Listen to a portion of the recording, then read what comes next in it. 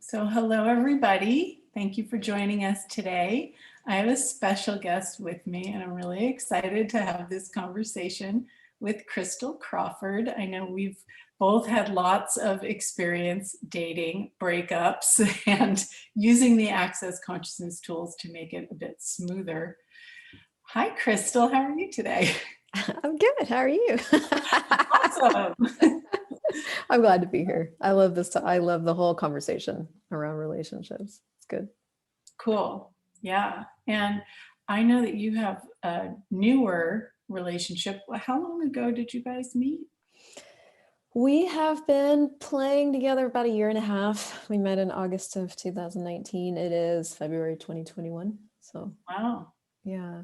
That's It's really good. Really, really generative. Not always easy. Most of the time easy, sometimes challenging, but really overall really good. Really mhm, happy. Yeah. mhm.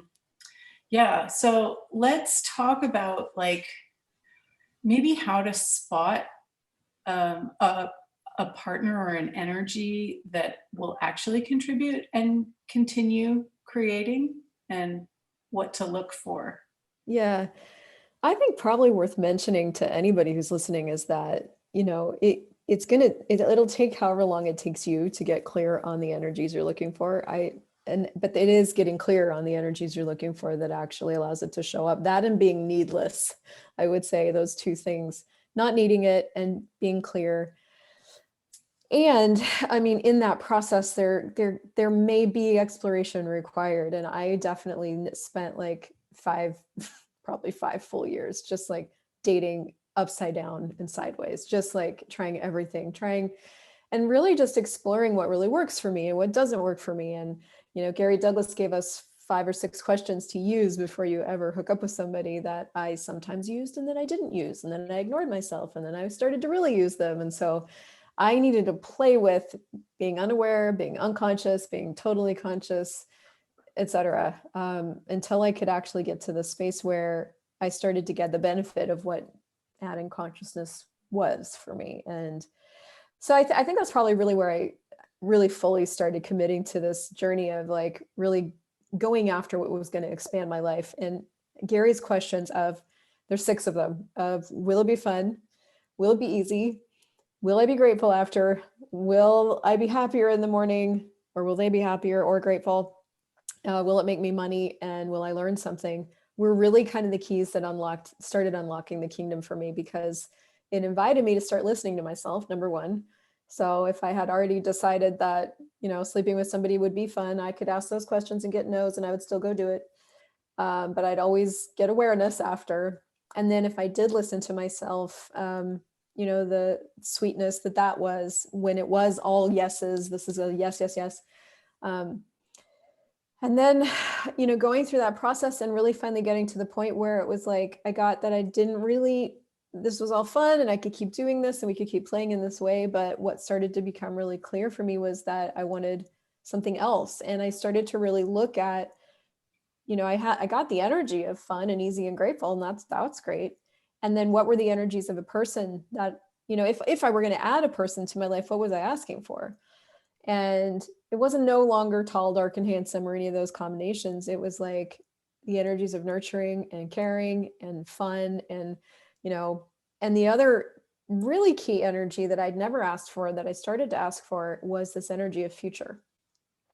This is great, because I was going to say that most of the people that I would meet, and it would be yes, yes, yes, and light, they would only be willing to go a certain distance, like maybe a year or 2 years down the road. It was like, okay, that's it. That's all they could have. They didn't want to change anymore. And the only thing you can do is continue to choose you. Yeah.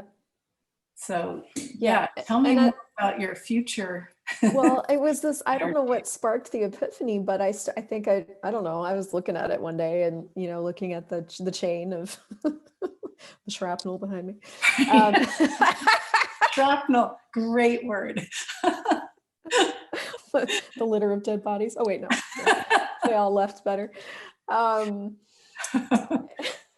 that's an important key too, because like we call it shrapnel, but when you show up in someone's life and you're using these tools of consciousness, their life is always greater. It's So like their much greater. garden is totally a bloom, and you're like, okay, I'm done. Okay, done. Bye. Like when I look at so many of the guys that I was with, their life is so much better since I was in it. So it's so cool. But from my point of view, it kind of felt like, so anyway, whatever. Yeah.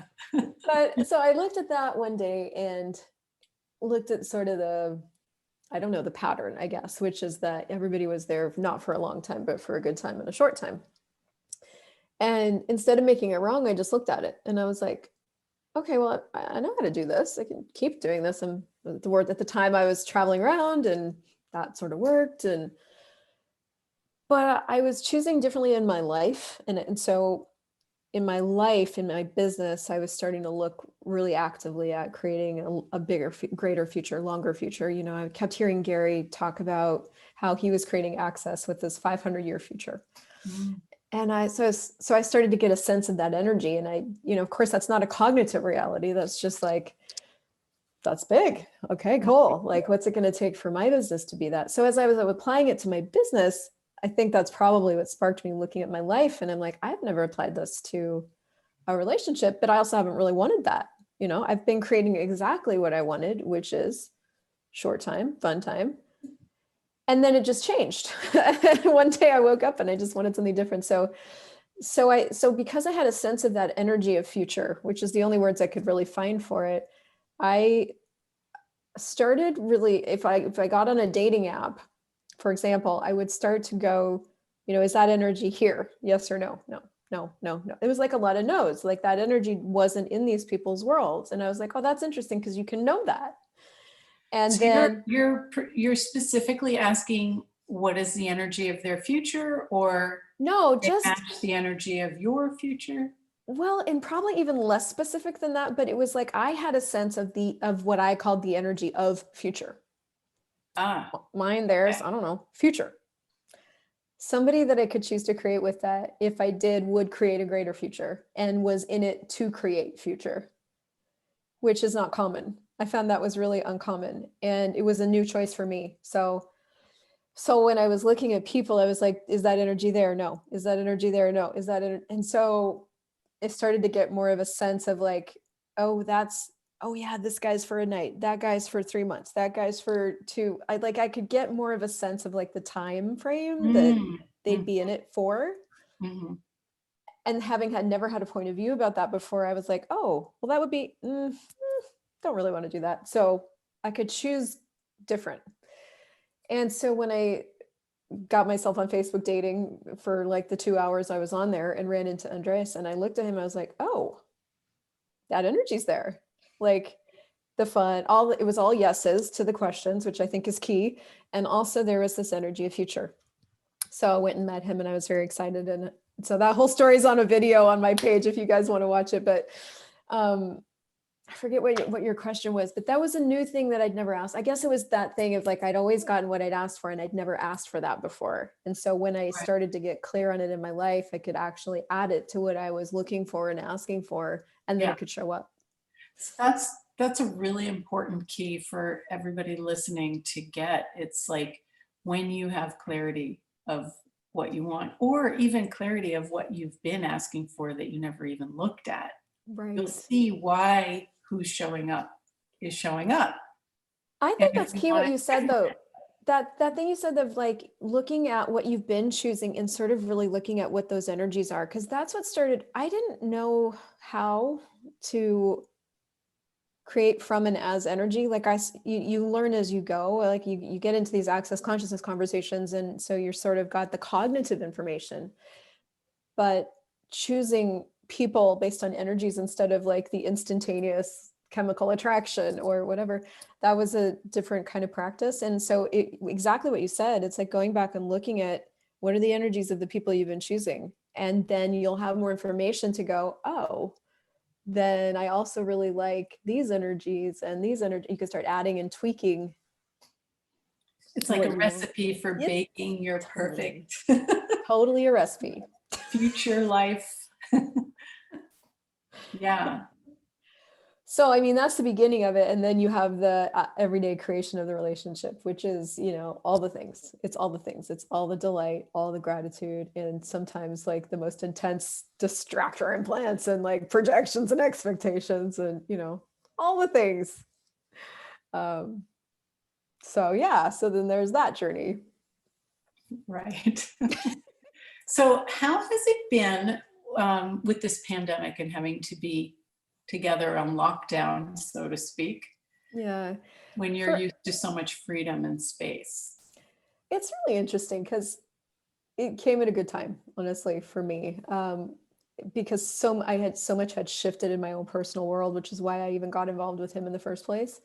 I had this simultaneous awareness to like being needless and like having the sense of these energies that if it was going to show up in a person, great, and if it wasn't, great. Um, and the third, I think, piece of it was acknowledging finally that I really did like being in a relationship. I'd spent 5 years going, I don't want to be in a relationship. I don't want to be in a relationship. And so I was creating that. I wasn't in a relationship. And then somewhere in there, I listened to Julia Sotis, and she had talked to Gary, and Gary said, have you ever acknowledged that you like being in a relationship? And when I heard her say that and I applied it to me, I was like, everything got light. And I was like, oh, so I gave myself this different permission, I guess, you know, and so all of that occurred. Then I met him, and then we had, I'm going to put normal in air quotes. We had normal life for like, I don't know, 4 or 5 months, and then pandemic. So because I wasn't, I was there, I chose what I wanted, right? Like I'm having what I want. Like I actually like being around him. So it wasn't hard at all. It was actually easier. Um, and we are really good at like taking space and giving each other space when we need it and flowing in and out of that. There's not a lot of, we just don't have difficulty. Living with him is easy. So that hasn't really been hard. I think maybe because we've had more contact and he hasn't gone off to work, maybe that's given us more possibility of like stuff coming up to change occasionally. But honestly, like it's short-lived, and then we're back into the ease of being together. So yeah, it's been too easy, honestly. That's amazing. That's Yeah. wonderful. You know, Yeah. I remember at the beginning of the lockdown, I'd still go for walks and stuff through neighborhoods and into the woods. And Yeah. I would see people standing across the street from their neighbors and talking, you know, across the street at distance. And they were talking about their husbands being home and how difficult it was. And I would just laugh as I was going through on my walk, like, wow, if these people knew that there were other possibilities. And I think also they're starting to realize that the things that they've chosen, they don't actually desire. This is, And that comes up really big and strong when you feel like you don't have another choice. yeah. Yeah. And that's where the having ease with breaking up is very relevant. This is true. There's been a lot of breakups during pandemic. Yeah. Yeah.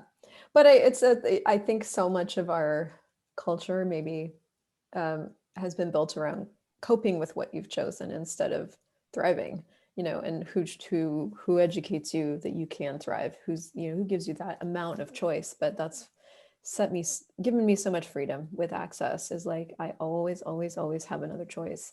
And it really is that information that makes even being in a pandemic relationship so much easier, because it's like, if I don't like you today, I don't have to be with you. I don't have to tell you about it.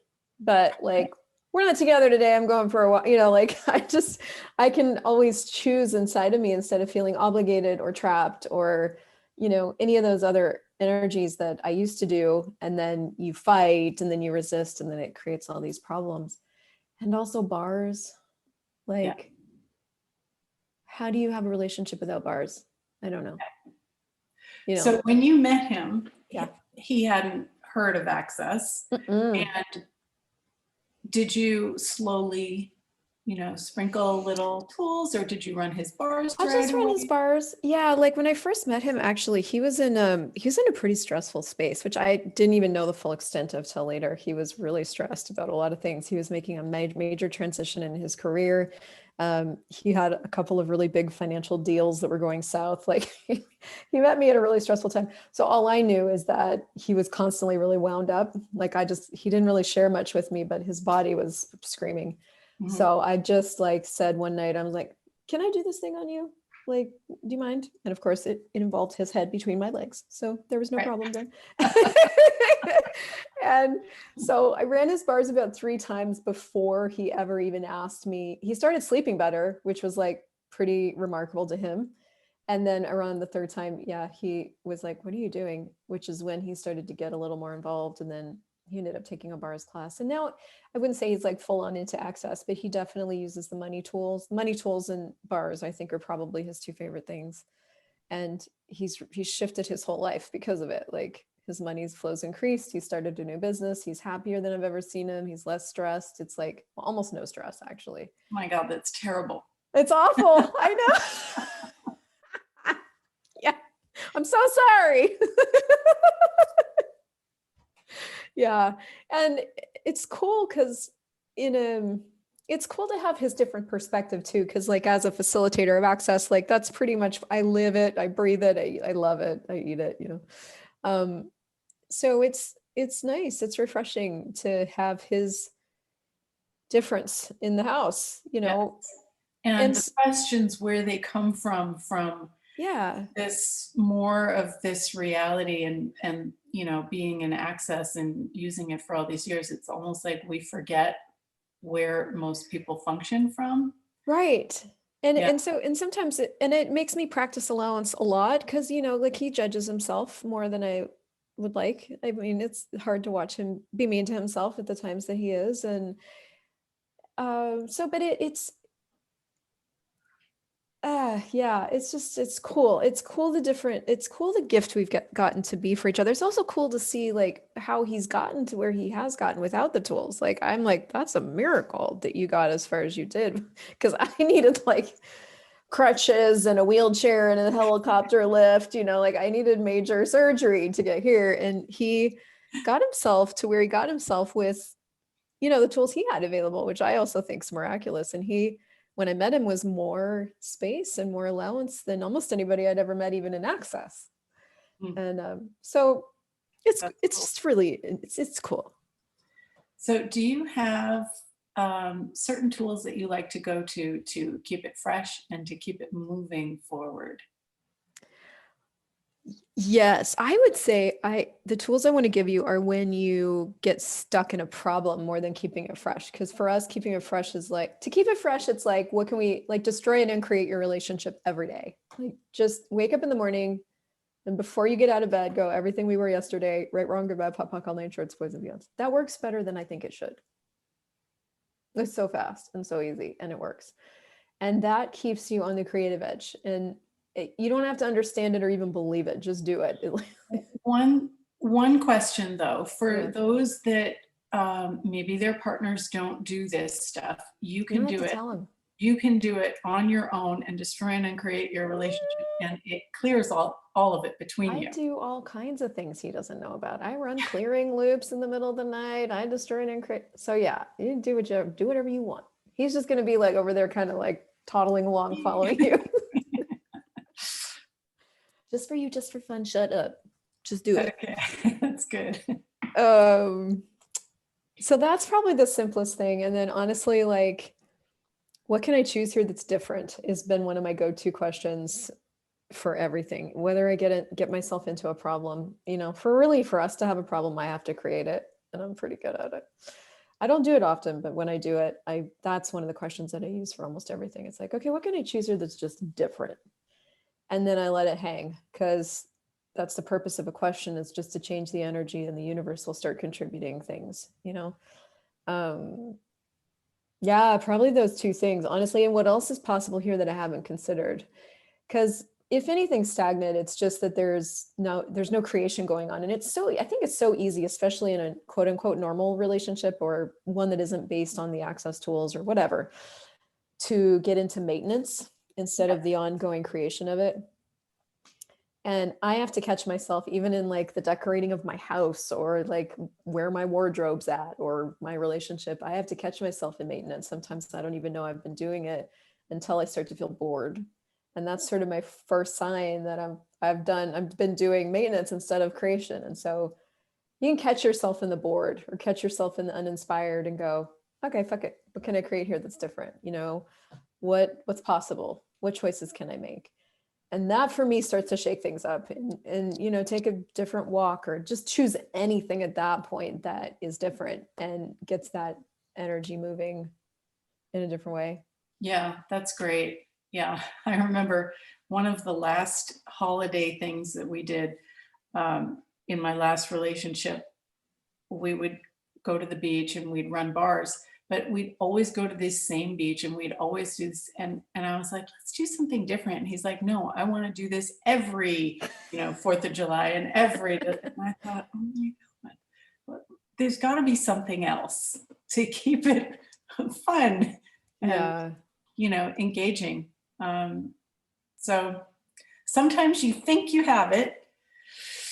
That's when you have to ask for what else is possible and what else you can create. And I think the gift of any situation, relationship, is that you get awareness. You now have more and more awareness of you. What's going to really work for you and another person? You know, is it somebody that holds things in place, or is it somebody who likes to change? And that was a huge piece of awareness for me from my last sort of short-lived relationships right before him, was I have to be with somebody that loves change, because if they don't, they're going to hate being with me.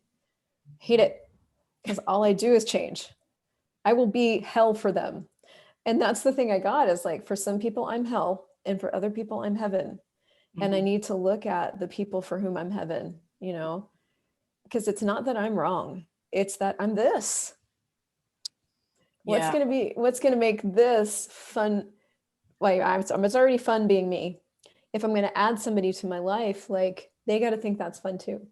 And it's not that I can change them to think I'm fun, because that doesn't work. It's that they got to come in already wanting this kind of adventure and this kind of diversity, and never being bored and always wondering who they're waking up to in the morning. Like, that's got to be a good time for them. So that was, so choice just creates awareness. And absolutely. how does it get better than that? And letting them know, like, hey, I may not be your person if this isn't fun. And I've said that to people. I'm like, you don't like change, and I change all the time. So we just won't do this. Yeah. Although sometimes saying that to somebody is a challenge, and they want to make it work even more. I know, that's true. Yeah. And so watch out if you're giving yourself an out. They may choose you more, but you have to look at what you're choosing too. Well, it's kind of the only relevant thing, is like, you've got to really look at what's going to work. And if you don't look at it, you will eventually, like, you'll get awareness from succumbing to that person's whatevers. So, I mean, I think that's the gift of, I think, honestly, I'm so grateful that choice creates awareness, because you really can't fuck it up. It's like, even if you knew and you did this anyway, it's fine, because choice will create awareness. Even if you ignored yourself it's okay. Like, it's all okay. It's just you'll get the information one way or the other. And, if you want the shortcut, listen to yourself. If you need a longer road, don't. But one way or the other, it'll come. Absolutely. Yeah. Awesome.